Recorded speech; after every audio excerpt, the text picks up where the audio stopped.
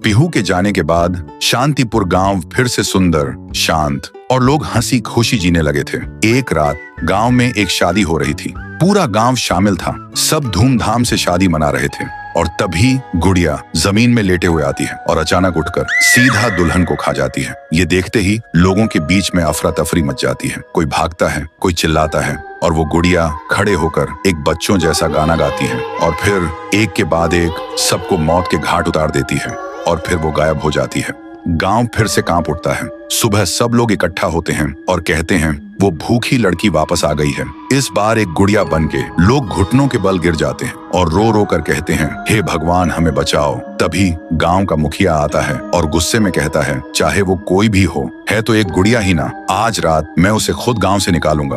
फिर रात के ठीक 2:30 बजे मुखिया अपने 2 चेलों के साथ गांव के बीच खड़ा होता है और फिर वही धुआं छा जाता है और वही आवाज,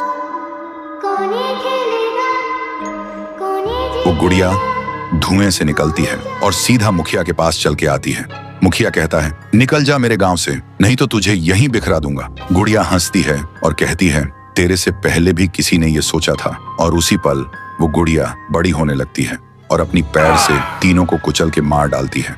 सुबह जमीन पे सिर्फ खून के धब्बे रह गए थे, लाशें जैसे हवा हो गई हो। लोग समझ गए ये कोई आम गुड़िया नहीं, इसके अंदर कुछ और ही शक्ति है। तभी गांव की एक बूढ़ी औरत कहती है, इस गुड़िया को हम गांव से नहीं निकाल सकते, इसे तो सिर्फ पीहू ही गांव से निकाल सकती है। फिर सभी लोग उसी जगह जाकर खाना रखते हैं और दिल से पीहू को पुकारते हैं, भूखी देवी वापस आइए, गांव को बचाइए।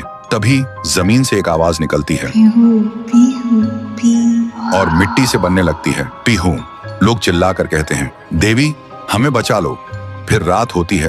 वो गुड़िया गाना गाते हुए आती है, लेकिन अचानक पीहू उसके सामने आ जाती है। गुड़िया रुक जाती है। पीहू उसे पकड़ने जा रही होती है, लेकिन गुड़िया हवा में उड़ जाती है। पीहू भी उसके पीछे उड़ जाती है और अपनी आंखों से आग छोड़ के गुड़िया को जलाने की कोशिश करती है, लेकिन गुड़िया एक धुएं में छुप जाती है और फिर अचानक पीहू के पीछे आके उसे एक जोर का वार करती है। पीहू आसमान से जमीन पे आ गिर जाती है और फिर वो गुड़िया पीहू की शक्ति छीनने लगती है। पीहू की ताकत धीरे धीरे गुड़िया के पास जा रही होती है। कुछ देर बाद पीहू जमीन पे गिर जाती है। जब वो उठती है तो देखती है उसका शरीर धुंधला हो गया है और जब वो अपने आप को छू रही थी तो हाथ उसके शरीर के आर पार जा रहा था। वो वहीं गिर के रोने लगती है और जोर से चिल्लाती है, भैया, भैया, भैया। और उसकी आवाज सीधा उसके भाई के कानों तक पहुंचती है। तो दोस्तों, अगर आप देखना चाहते हो पीहू वर्सेस गुड़िया वर्सेस तुंग तुंग तुंग सहर, तो इस वीडियो को 1.5 लाख लाइक्स तक पहुंचाओ।